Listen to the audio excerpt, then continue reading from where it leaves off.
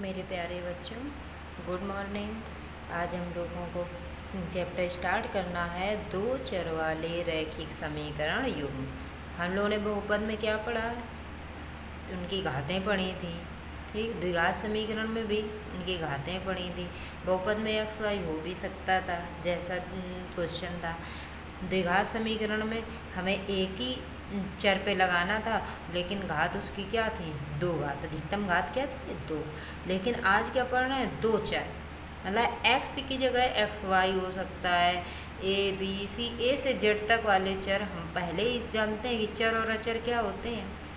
लेकिन अब जो क्वेश्चन सॉल्व होगा, उन क्वेश्चन सॉल्व करने में दो चर होंगे।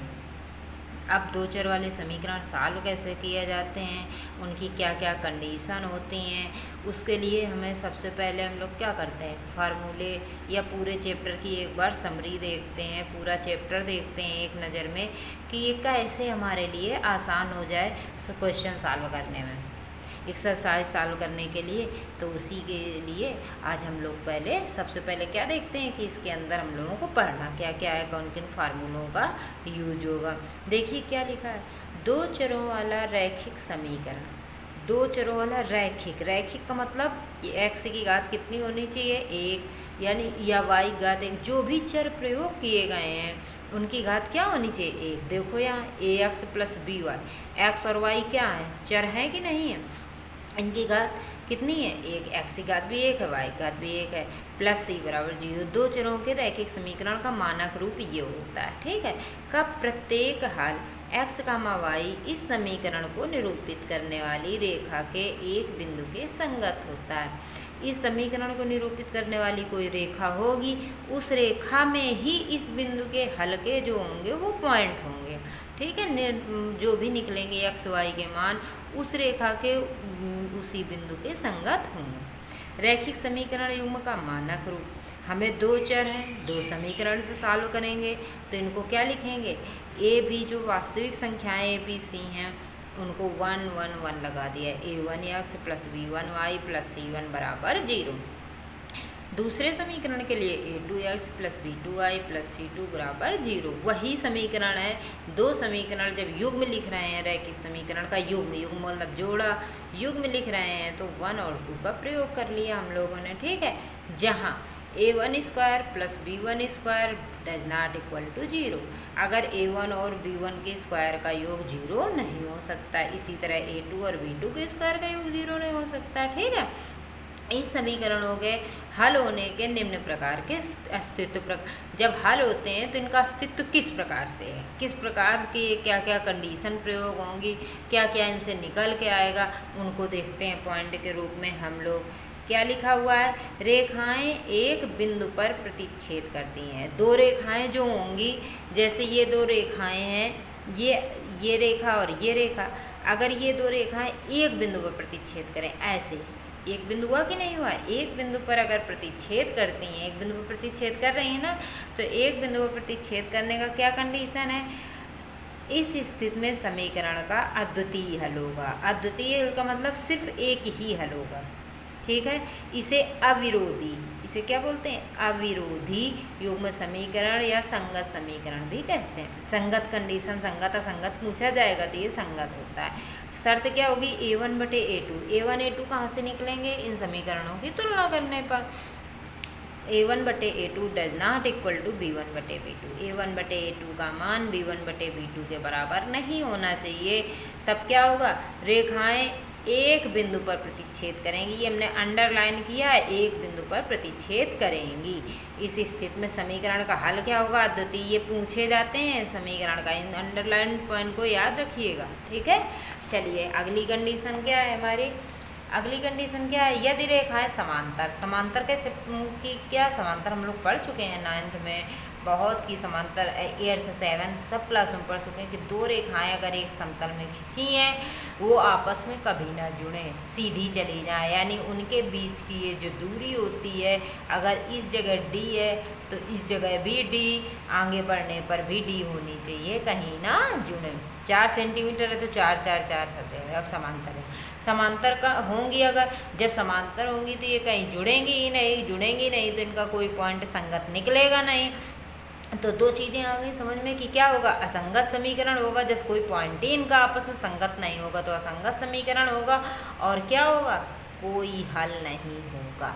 ठीक है, ये कंडीशन है, सब याद रखिएगा। इसके लिए अगर A1 A2 से निकालना पड़े तो क्या होगा, A1 बटे A2 बराबर B1 बटे B2 does not equal to C1 बटे C2। दो मान तो बराबर हो जाएंगे लेकिन तीसरा बराबर नहीं होगा। ये सब हमें सवाल में ज़रूरत पड़ेगी, एक एक पॉइंट की क्वेश्चन समझेंगे, हो सकता है और अच्छी तरह समझ में आए, लेकिन अभी इनको सबको समझते चलिए।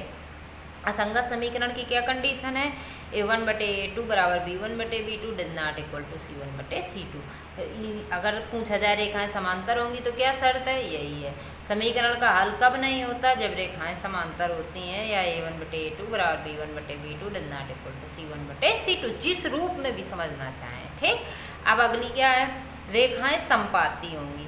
क्या कंडीशन है अगली, रेखाएं संपाती। संपाती का मतलब एक रेखा जा रही है तो उसी के ऊपर दूसरी रेखा भी ऐसे उसी के ऊपर बिल्कुल, अगर ये भी गई तो उसी के ऊपर BC भी चली जाए, संपाती ये।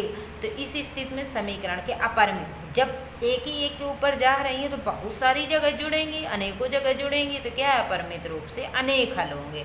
इसे क्या बोलते हैं, आश्रित संगत समीकरण, इसे भी संगत बोलते हैं। बात आई समझ में कि नहीं आई है। तो असंगत कब होगा, जब असंगत तब होगा जब उसके समीकरण का कोई हल नहीं होगा।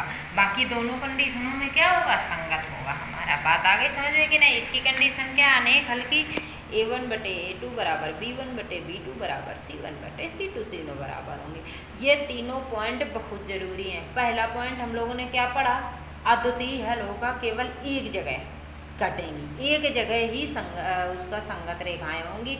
उसकी कंडीशन क्या होती है, A1 बटे A2 does not equal to B1 बटे B2। मान A1 A2 के कहाँ से निकलेंगे, A1 A2 के मान निकलेंगे हमारे जो ये दो समीकरण दिए हुए हैं। फिर हमने दूसरी कंडीशन क्या पढ़ी कि A1 बटे A2 बराबर B1 बटे B2 does not equal to C1 बटे C2।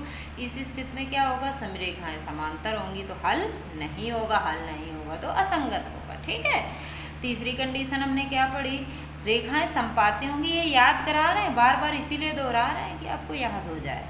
ठीक है, रेखाएं संपाती होंगी तो क्या होंगे, इसके अपरिमित हल होंगे। अपरिमित का मतलब अनेक हल होंगे, और आश्रित जब अनेक हल होंगे फिर हल निकल आए तो संगत समीकरण बन जाएगा। कंडीशन तीनों बराबर होंगी। ठीक है, चलिए आगे देखते हैं। एक रैखिक समीकरण युग्म को ग्राफीय रूप से निरूपित किया जा सकता है। कोई भी रैखिक समीकरण युग्म उनका ग्राफ खींच सकते हैं, इसमें ग्राफ भी बताया जाएगा अभी आपको। ग्राफीय रूप से निरूपित किया जा और हल किया जा सकता है। ग्राफीय विधि द्वारा, किस विधि द्वारा हल किया जा सकता है, ग्राफीय विधि द्वारा, जो कि बताया जाएगा। बीजगणितीय विधि द्वारा, बीजगणितीय मतलब बिना ग्राफ के यूज किए हुए, केवल x और y वास्तविक संख्याओं का प्रयोग करते हुए। बीजगणितीय विधि में तीन विधियों का प्रयोग करेंगे। कौन कौन सी, प्रतिस्थापन, विलोपन, वज्र गुणनखंड। कौन कौन सी विधि, प्रतिस्थापन, विलोपन विधि, वज्र गुणनखंड विधि। तीन विधियाँ हम लोगों को पढ़नी है। ग्राफ भी पढ़ना है, लेकिन ग्राफ के साथ ही तीनों विधियाँ पढ़नी। प्रतिस्थापन विधि में क्या होता है, प्रतिस्थापन विधि में आपका ये होता है कि जैसे दिया है x प्लस 2y बराबर 4, 2x प्लस y बराबर 3, जैसे ये दिया हुआ तो क्या करते हैं, एक से x का मान निकाल के, किसी भी समीकरण से x का मान निकालेंगे। यहाँ से x बराबर क्या आ जाएगा, यहाँ से x बराबर आ जाएगा आपका x बराबर 4 माइनस 2y, जो आ जाएगा इस दो में रख देंगे। बात आई समझ में। प्रतिस्थापन, एक से मान निकाल के दूसरे में रखना, प्रतिस्थापित करना, रखना। ठीक, तब समीकरण हल करेंगे, ये हमारी प्रतिस्थापन कहलाएगी। विलोपन में क्या होता है, अगर यही समीकरण आपको दिया हुआ है x प्लस 2y बराबर 4, 2x प्लस y बराबर 3, इसमें क्या करते हैं, इसमें हम लोग पहले किसी के मान बराबर करेंगे। इसमें मान लीजिए सबसे पहले x का मान बराबर करेंगे तो 2x प्लस 4y बराबर 8 हो जाएगा। क्या होगा, 2x प्लस 4y बराबर 8। और दूसरा क्या है, 2x प्लस y बराबर 3। अब दोनों कैसे कटेंगे, घटाने पर एक कट गया, y का मान यहाँ से निकालेंगे। ये विलोपन, एक को कैंसिल करके, एक को मान हटा के, चाहे x को हटाइए चाहे y को हटाइए। विलोपन, विलोप कर दिया, हटा दिया। प्रतिस्थापन, एक से मान निकाल के दूसरे में रखना है। दो विधियाँ हो गई। तीसरी वज्र गुणनखंड। वज्र गुणनखंड में थोड़ा सा हम लोग को एक फार्मूले का प्रयोग होगा, इसको देख लीजिए। वज्र गुणनखंड में क्या होगा, अब वाच्यकरण में दें दो चर वाला रैखिक समीकरण a1x y लिख दिया। फिर से हमने समीकरण युग्म, इसमें क्या फार्मूला लगेगा, x बटे b1c2 माइनस b2c1 बराबर y बटे निकलेगा बराबर 1 बटे, जब x का निकालेंगे तो अचर के साथ लेंगे, x बराबर ये ऊपर गुणा में जाएगा तो b1c2 माइनस b2c1 बटे a1a2 b2c2, ठीक है। इसी तरह y निकालेंगे तो y ये ऊपर गुणा में जाएगा, y का मान आ जाएगा। बात आ गई समझ में कि नहीं, ये एक्स वाई के मान आएंगे। ये लिखे कैसे जाते हैं, थोड़ा सा आपको अगर कुछ दिक्कत लगे तो ये मान देखिए कहाँ से शुरू किए जाते हैं, इसको लिखने का तरीका भी बता दें। b1 b2 लिखेंगे, c1 c2 लिखेंगे, a1 a2 लिखेंगे, फिर b1 b2 लिखेंगे। लिखने का तरीका देख लिया। b1 से स्टार्ट करते हैं क्योंकि यक्स पहले निकालना होता है तो यक्स का विलोप कर देते हैं। b1 b2 c1 c2 a1 a2 क्रम से, फिर b1 जहाँ से स्टार्ट किया था वहीं लिख लिया। अब देखिए जो मान निकालना है x का, क्या तो x का ये x का मान निकालना है, ठीक है। b1 c2 लिखा है कि नहीं लिखा, क्रॉस गुणा कराते हैं, b1 का c2 में क्रॉस गुणा करा दे, इसका इसमें बीच में माइनस लगा है कि नहीं लगा, b1 c2 minus b2 c1, ठीक। अब y के लिए लिखते हैं दूसरे नंबर पे, c1 a2 लिखा है कि नहीं लिखा, c1 a2 minus c2 a1, वही काम फिर करते हैं, इसका ऐसे इसका ऐसे, ठीक। लिखा है कि नहीं लिखा c2 a1। अब ये जब यहाँ x था y था, अब क्या ये अचर है, अचर को एक देते हैं, 1 बटे a1 b2 लिखा है कि नहीं लिखा, a2 b1 लिखा है, ठीक। बस उसके बाद x y, तो इसको चाहिए तो याद कर लीजिए, फार्मूले हैं डायरेक्ट रखिए, और ना याद करने का मन हो तो ना याद करिए, ये क्रम याद करिएगा। हम जब सॉल्व करेंगे तो हम क्रम लिख के बार बार आपको समझाएंगे, ठीक है बेटा, ताकि कम से कम हम लोगों को याद करना पड़े और ऐसे ही फार्मूले हम लोगों को समझने से बन जाएँ, ठीक। चलिए तो अब इतना आप कंप्लीट करिए, कल आप लोगों की एक्सरसाइज स्टार्ट करते हैं बेटा। धन्यवाद।